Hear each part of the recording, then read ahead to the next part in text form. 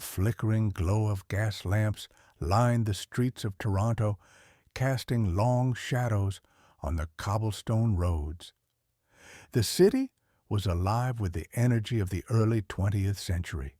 Horse-drawn carriages rattling down King Street, the hum of streetcars slicing through the winter air, and above it all, the towering facades of grand theaters where velvet curtains rose to reveal worlds of magic and spectacle.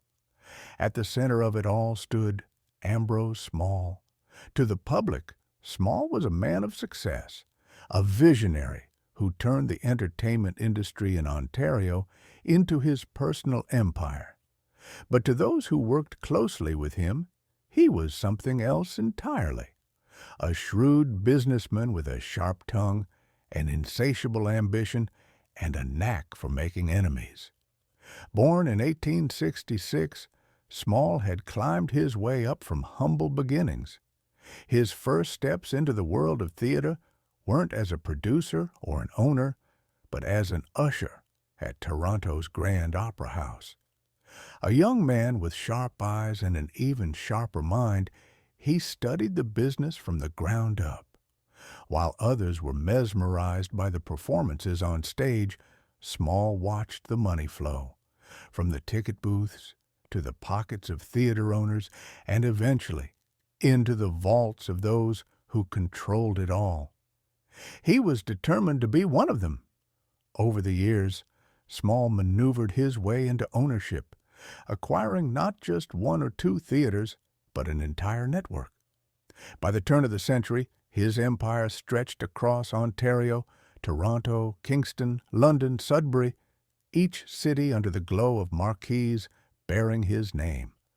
But with great power came great resentment. Ambrose Small had a reputation.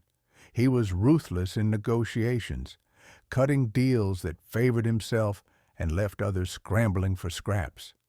He built his fortune on risk, on knowing when to buy and when to sell, and on making sure he was always the smartest man in the room. Theaters flourished under his command, but the list of people who despised him grew just as fast. By 1919, he was on the verge of his greatest triumph yet, a deal that would secure his fortune and allow him to walk away from the business for good. One final sale, one final curtain call. The ink on the contract had barely dried when something happened. Something that would turn his name into legend, not for his business acumen, but for the mystery that would consume him forever. For Ambrose Small was about to take his final bow, and no one would ever see him again. The air in Toronto was crisp on the morning of December 1st, 1919. The city bustled with life as business owners prepared for the winter season, and theater marquees lit up the streets with promises of grand performances. But for Ambrose Small, this day was different. It was the day he would sign away his empire. Inside the boardroom of the Grand Opera House, Small sat across from a group of businessmen from Trans-Canada Theatres Limited.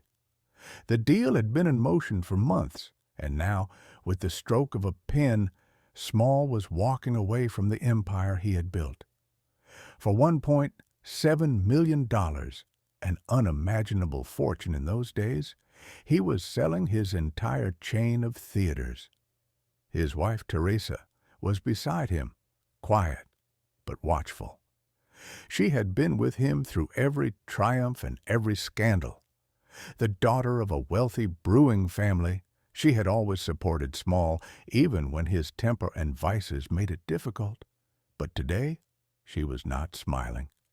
Small took the pen, signed the contract, and leaned back in his chair. It was done. "You're a very rich man now, Mr. Small," one of the buyers remarked. A thin smile crossed Small's lips. "I always was." The businessman chuckled, but there was tension in the room. No one trusted Ambrose Small completely. He was the kind of man who always had an angle, who never made a deal unless he had something to gain. And yet, there was one strange detail about this sale that no one could explain. Small had just acquired a staggering sum of money, but instead of celebrating, instead of cashing in his wealth, he did something no one expected. He left every single dollar in the bank. Not a cent was withdrawn. Not a single investment was made. No sudden luxurious purchases. No vacations. Just silence. By the afternoon, Small and his lawyer, F.W.M. Flock, were going over last-minute legal matters in Small's office at the Grand Opera House. The large wooden desk, stacks of financial papers, and the golden glow of gas lamps gave the office a solemn atmosphere.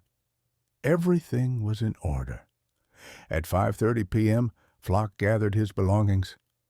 "That's all for now, Mr. Small," he said. "I'll see you tomorrow." Small nodded.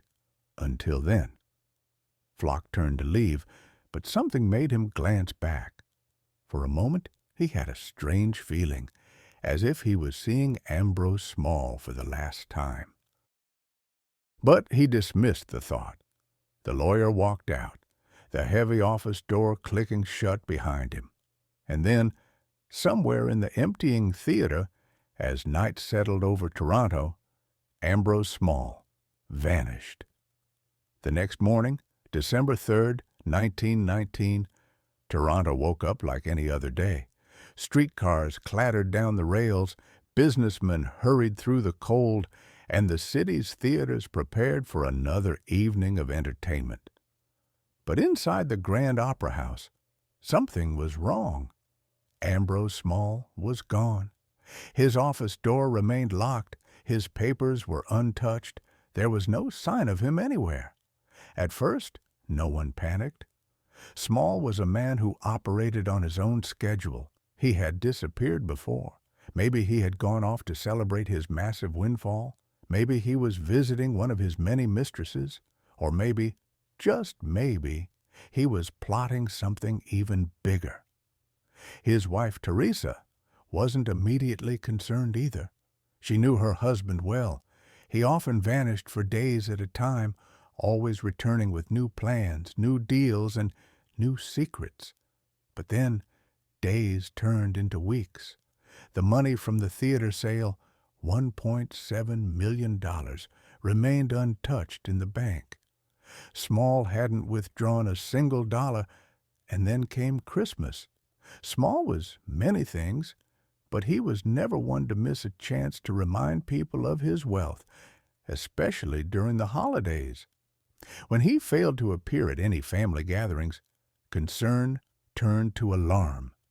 Something was wrong. Teresa Small and her lawyer finally went to the police. They explained everything: the sale of the theaters, the sealed office, the fact that no one had seen Small in weeks. The Toronto police launched an official investigation, but from the start they were met with confusion and dead ends. No body, no ransom demands, no evidence of a struggle, no witnesses who saw him leave, no known enemies who had a reason to kill him, at least none who had acted on it. It was as if Ambrose Small had vanished into thin air. Then came a strange twist. The police discovered that one other man had disappeared on the very same day, John Jack Doughty, Small's longtime secretary and trusted assistant. Had he left with Small? Had something happened to both of them?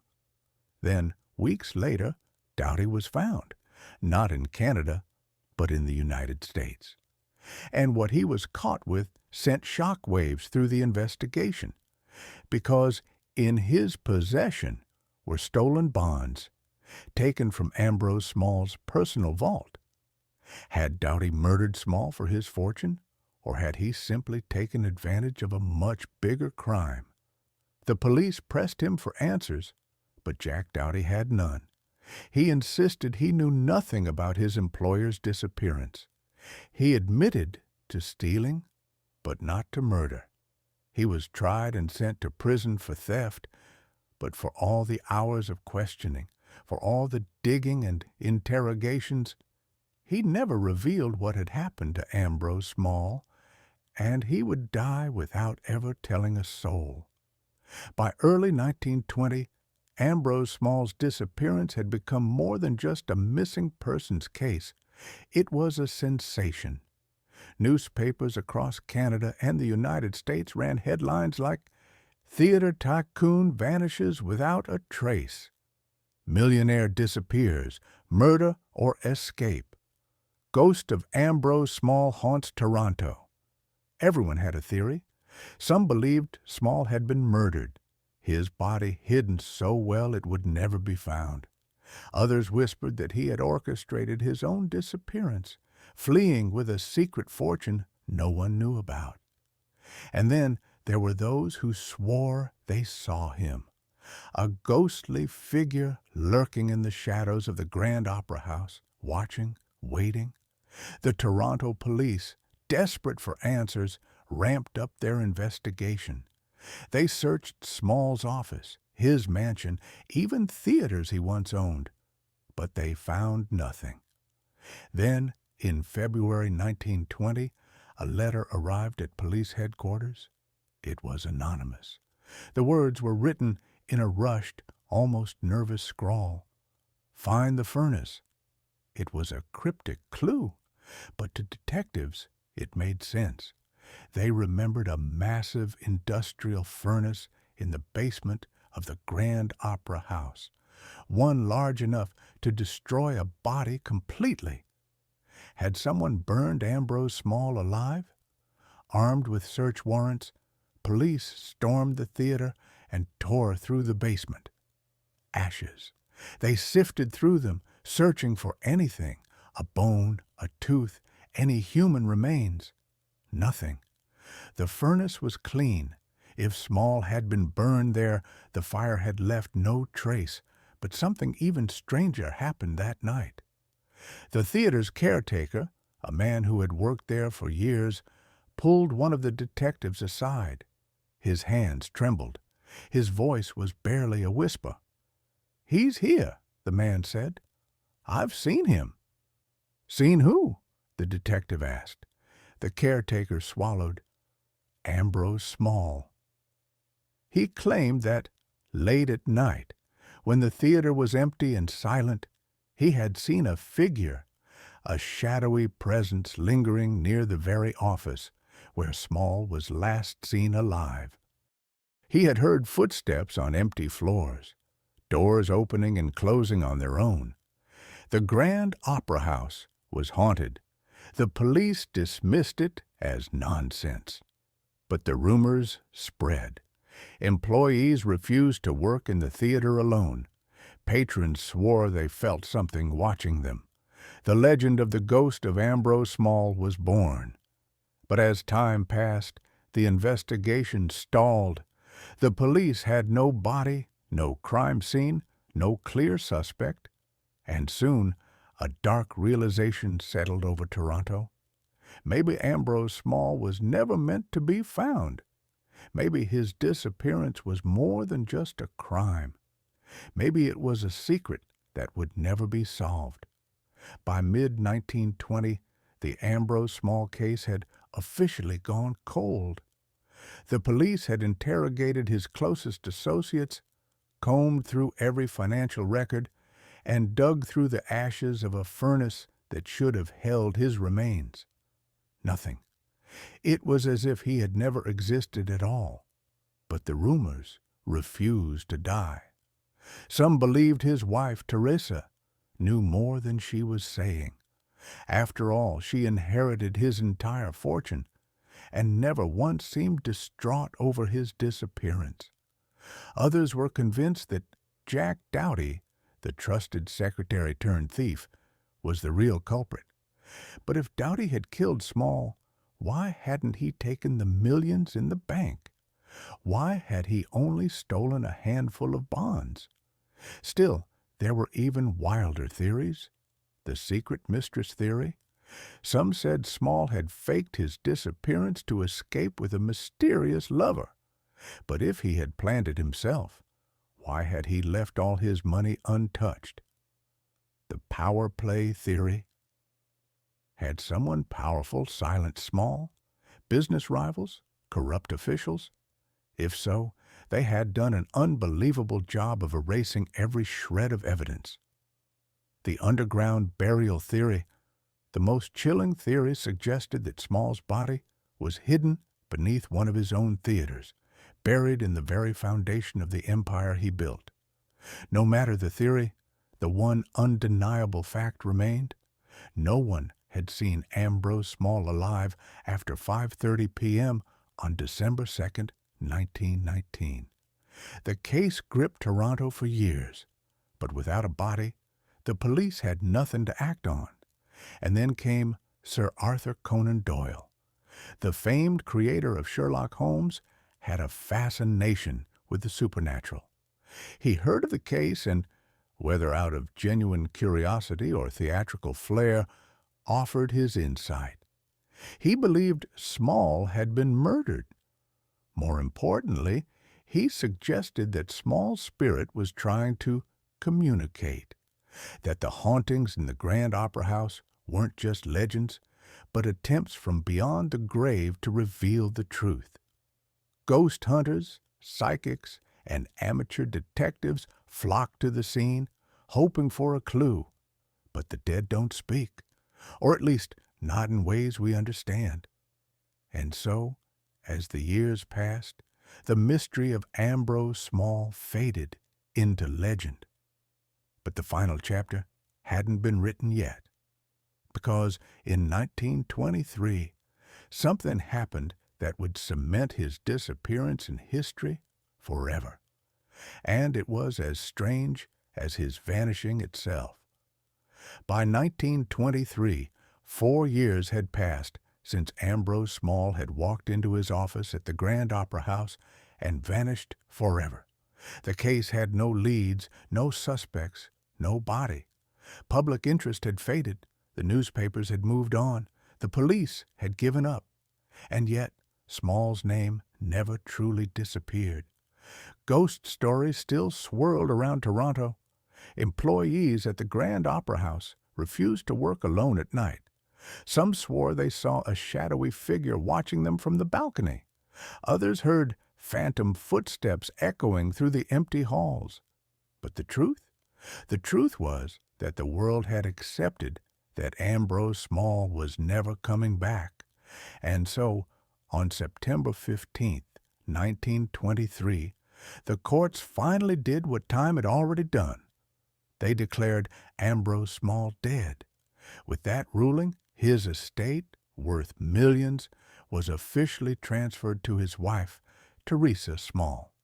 She never remarried, never moved away, and never publicly expressed grief. Did she know something? Was she part of the crime? Or was she simply a woman who knew her husband had more enemies than friends and accepted that he had finally made a deal he couldn't escape? We will never know. Jack Doughty, the last man connected to Small's disappearance, served his prison sentence and was released. He never spoke about Small again. No trace of Small's body was ever found. No deathbed confessions. No sudden evidence uncovered in later years. His case remains one of Canada's greatest unsolved mysteries. And yet, the legend of Ambrose Small lives on. His name is still whispered in Toronto's oldest theaters. His ghost is still seen in the shadows of the places he once owned. A man who built an empire and vanished into nothingness. Did he run? Was he murdered? Or is he still there, watching, waiting, haunting the empire he refused to let go? The truth, like Ambrose Small himself, has disappeared forever.